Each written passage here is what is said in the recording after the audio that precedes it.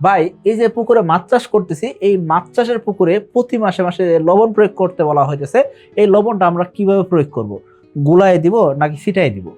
আবার আমার পুকুরে মাছ খাবি খাইতেছে, মাছ ভাসতেছে, এই সময় আমি লবণ ছিটাই দিব নাকি গুলাই দিব? আবার এখন আমি মাছ চাষ শুরু করি নেই, মাছ চাষ শুরু করার আগে আমার পুকুর প্রস্তুতির সময় আমি পুকুরে মাত্র পানি দিছি, পানি দেওয়ার পর আমি লবণ কতটুকু দিব এবং কিভাবে প্রয়োগ করব সেটা আমি জানতে চাইতেছি। অর্থাৎ এই লবণটা ছিটাই দিবেন নাকি গুলাই দিবেন, কিভাবে দিবেন, কোন অবস্থায় কিভাবে দিতে হয় এবং কোন ধরনের লবণ প্রয়োগ করবেন সেই সম্পর্কে আজকে জানার চেষ্টা করব। তো চলুন শুরু করা যাক। এখনো যারা চ্যানেলটিকে সাবস্ক্রাইব করেনি সাবস্ক্রাইব করে দিবেন, বেল বাটন প্রেস করে দিবেন যাতে নতুন নতুন যত ভিডিও আসে সবগুলো দেখতে পারেন। পুকুরে লবণ ছিটাই দিবেন নাকি গুলাই দিবেন সেই জিনিস জানার আগে আমাদের জানতে হবে কি পুকুরে আমরা লবণ কেন প্রয়োগ করি। অনেক খামারি বলবেন যে লবণ প্রয়োগ করা দরকার নাই বা লবণ প্রয়োগ করলে মাছের গ্রোথ কম আসে। এটা আসলে ভুল ধারণা। লবণ প্রয়োগ করলে মাছের গ্রোথ থেমে যায়, গ্রোথ আটকায় যায়, এরকম কোনো জিনিস আসলে নাই। মাছ চাষ আপনি প্রতি মাসে মাসে লবণ প্রয়োগ করবেন, এটি স্বাভাবিক নিয়ম। এখন মাছ চাষের লবণটা কেন প্রয়োগ করতে বলা হয়? মাছ চাষে লবণ প্রয়োগ করলে কি হবে? রোগ প্রতিরোধে সহায়তা করে। অর্থাৎ মাছের বিভিন্ন ধরনের রোগ ব্যাধি যে হয়, এই রোগ ব্যাধিগুলো হইতে বাধা দেয় লবণ প্রয়োগ করার মাধ্যম দিয়ে। কোনো কারণে মাছের শরীরে রোগ চলে আসছে, এই ক্ষেত্রে আপনি কি করবেন? রোগের চিকিৎসায়ও কিন্তু লবণ ব্যবহার করা হয়। এর পাশাপাশি মাছ হঠাৎ স্ট্রেসে পড়ে গেছে, দুর্বল হয়ে গেছে, মাছ এক জায়গা থেকে আরেক জায়গায় স্থানান্তর করছেন, এই ক্ষেত্রে আপনি কি করতে পারেন? লবণ প্রয়োগ করতে পারেন। খুব দ্রুত সময়ে মাছের স্ট্রেস কেটে যাবে। 2026 সালের এসে তেলাপিয়া পোনার দাম নির্ধারণ করা হয়েছে প্রতি পিস 1 টাকা 45 পয়সা করে।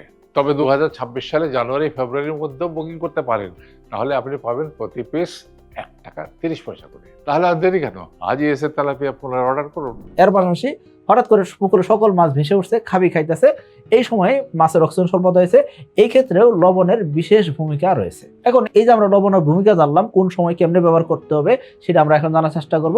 সেটা গুলাই দিবেন নাকি ছিটাই দিবেন সেই সম্পর্কে আমরা জানার চেষ্টা করব। পুকুরে আপনি লবণ যদি ছিটাই দেন সেক্ষেত্রে কি হবে?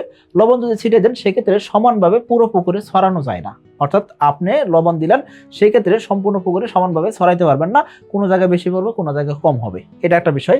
দ্বিতীয় যে বিষয় থাকে সেটা কি, লবণের যে দানাদার অংশ আছে সেই দানাদার অংশগুলা পানির সাথে বেশিক্ষণ থাকবে না, সরাসরি কাদাতে চলে যাবে, আর কাদা চলে গেলে কাদার সাথে মিশে যেতেছে। অর্থাৎ এই দানাদার অংশগুলা কাদার সাথে মিশে গেল, এখানে এই দানাদার অংশগুলা কিন্তু এখনো গলে নাই, হ্যাঁ, না গলা অবস্থায় কাদার সাথে মিশে গেছে। এই একটা সমস্যা, তাই না? তার মানে লবণ যদি আপনি ছিটাই দেন, এই দুইটা জিনিস ঘটে। যদি আপনি লবণ গুলাই দেন তাহলে কি হবে? লবণ গুলাই দিলে পুকুরে সমানভাবে ছড়ানো যায়, আপনি সম্পূর্ণ পুকুরে সমানভাবে ছড়াইতে পারবেন, সহজে পানির সাথে মিশে যায়। লবণ যেহেতু পানির সাথে মিশাই আপনি গুলাই দিতেছেন, গুলাই দিলে আবার এই পানিটা আবার সম্পূর্ণ পুকুরে ছিটাই দিতেছেন, তাহলে কি হইতেছে? সমানভাবে ছড়ানো যাইতেছে। অর্থাৎ সম্পূর্ণ পুকুরে সহজে পানির সাথে মিশাইতে পারতেছেন। অর্থাৎ লবণ নিছেন, লবণটা পানির সাথে গুলাই নিছেন, গুলাই যদি সম্পূর্ণ পুকুরে দেন সেক্ষেত্রে দ্রুততম সময়ে পানির সাথে এই লবণের পানিটা মিশাইতে পারতেছেন। এটা সহজ জিনিস। এখন আসেন, এই লবণটা আমরা তাহলে গুলাই দিব নাকি ছিটাই দিব? সমাধান কি হতে পারে? দেখুন, যদি আপনি বড় দানাদার লবণ ব্যবহার করেন সেই ক্ষেত্রে আমি বলবো আপনাকে এটাকে পানির সাথে গুলাই নেন। আর যদি আমরা গরুকে খাওয়ানোর জন্য যে লবণটা ব্যবহার করি, অর্থাৎ ছোট ছোট যে দানাদার লবণ, এই লবণটা সহজে কিন্তু পানির সাথে মিশে যেতে পারে। তো আপনি চাইলে কিন্তু এই লবণটা ছিটাই দিতে পারবেন। এখানে খেয়াল করবেন, আমরা বাসা বাড়িতে যে চিকন লবণ খাই, এই চিকন লবণটা আমরা কি করবো? গরু ছাগলকে যে লবণটা খাওয়াই সেই লবণটা আমরা পুকুরে ছিটাই দিব। আশা করি বুঝতে পারছেন। এসে তেলাপিয়া পোনা খায় কম, বাড়ে বেশি, আর তাই খামারি ভাইদের প্রথম পছন্দ এসে তেলাপিয়া পোনা। এসে তেলাপিয়ার পোনা ডেলিভারি শুরু হবে 15 মার্চ থেকে, আর ডেলিভারি চলবে 25শে নভেম্বর পর্যন্ত। তাহলে আর দেরি কেন, আজই এসে তেলাপিয়া পোনার অর্ডার করুন। এখন মাছের রোগ প্রতিরোধে, অর্থাৎ মাছের এখনো রোগ হয় না, প্রতি মাসে মাসে লবণ প্রয়োগ করেন যাতে মাছের রোগ ব্যাধি না হয়। রোগ প্রতিরোধে আপনি লবণ ব্যবহার করেন, সেক্ষেত্রে প্রতি শতাংশের জন্য 200 গ্রাম থেকে 300 গ্রাম পর্যন্ত ব্যবহার করতে পারেন। অর্থাৎ 250 গ্রাম ব্যবহার করলেই এনাফ। আশা করি বুঝতে পারছেন।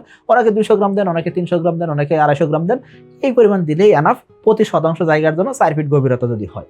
আশা করি বুঝতে পারছেন। তাহলে রোগ প্রতিরোধে আমরা লবণ দিব 250 গ্রাম করে। এটা আমরা ছড়াইও দিতে পারি, ছিটাইও দিতে পারি, গুলাইও দিতে পারি, যেমনি মনে চাই অমনি দিতে পারি, কোনো সমস্যা নাই। দ্বিতীয় যে বিষয় থাকে সেটা কি, রোগের চিকিৎসায়। রোগের চিকিৎসায় আপনি যদি এই লবণের পানিটাকে স্যালাইন বানাই নিয়ে যদি মাছকে চুবান, সেটা একটা বিষয়।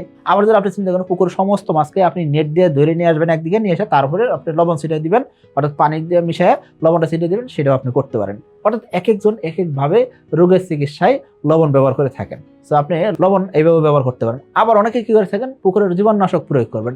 এই জীবাণুনাশকের সাথে আমরা কি বলি, লবণ দিতে বলি। শতাংশে 250 গ্রাম করে লবণ, আর জীবাণুনাশক হিসেবে বিকেসি দিয়েছেন। এই বিকেসির আসলে পরিমাণটা আপনি যে যে কোম্পানির বিকেসি ব্যবহার করতেছেন সেই অনুযায়ী আপনি ব্যবহার করতেছেন, দিয়ে এটা পানির সাথে মিশিয়ে আপনি সম্পূর্ণ পুকুরে ছিটাই দিতেছেন। এখানে আপনি লবণটাকে গুলাই দিতেছেন। আশা করি বুঝতে পারছেন। 2026 সালের এসএ তেলাপিয়ার পোনার দাম নির্ধারণ করা হয়েছে 1 টাকা 45 পয়সা পিস। তবে জানুয়ারি ও ফেব্রুয়ারি মাসের মধ্যে এসএ তেলাপিয়ার পোনা বুকিং করলেই পাচ্ছেন প্রতি পিস 1 টাকা 30 পয়সা দামে। অফার মূল্যে এসএ তেলাপিয়ার পোনা বুকিং করতে আজই যোগাযোগ করুন কোম্পানির নাম্বারে। এখন মাছ হঠাৎ করে স্ট্রেসে পড়ছে, অর্থাৎ মাছ দুর্বল হয়ে গেছে, এক পুকুর থেকে আরেক পুকুরে মাছ দিচ্ছেন, স্ট্রেসে বেড়ে গেছে, সেক্ষেত্রে আপনি কি করবেন? সেই ক্ষেত্রে লবণ ছিটাই দিলেই সমাধান হয়ে যাবে। আবার আপনি যদি মনে করেন যে আমি গুলাই দেবো, সেক্ষেত্রে আপনি গুলাই দিতে পারেন। পুকুরে অক্সিজেন কমে গেছে, মাছ হঠাৎ করে খাবি খাইতেছে, মাছ বাড়তেছে, সেক্ষেত্রে আপনি লবণ ছিটাই দিবেন। এই সময় লবণ ছিটাইলে দ্রুততম সময়ে ভালো কাজ করে। আশা করি বুঝতে পারছেন। তার মানে রোগ প্রতিরোধে আপনি লবণ গুলায় ছিটাই যেমন মন চায় দিতে পারেন। আবার যদি আপনি বিকেসির সাথে ব্যবহার করেন, সেক্ষেত্রে অবশ্যই কি করতেছেন? পানির সাথে মিশিয়ে লবণটাকে গুলাই নিয়ে সম্পূর্ণ পুকুরে ছিটাই দিয়ে আছেন। আশা করি বুঝতে পারছেন। আর যদি রোগের চিকিৎসা হয়, রোগের চিকিৎসার ক্ষেত্রে বেশিরভাগ সময় আমরা গুলাই নিয়েই ব্যবহার করে থাকি। তো অর্থাৎ লবণ যদি আপনার বড় দানাদার না হয়, যেগুলো দানাদার অংশ সহজে পানির সাথে গলবে না, একদম মাটির সাথে কাদার সাথে মিশে যাবে, এরকম যদি লবণ হয়, অর্থাৎ সামুদ্রিক রক্সল যদি হয়, বড় বড় দানাদার যদি লবণ হয়, সেক্ষেত্রে আমরা গুলাই নিব। আর যে গরু ছাগলকে খাওয়ানোর জন্য যে লবণটা হয়, সেই লবণটা আমরা চাইলে ছিটাও দিতে পারবো, গুলাইও দিতে পারবো। আশা করি বুঝতে পারছেন। সকলে ভালো থাকবেন, সুস্থ থাকবেন। আসসালামু আলাইকুম।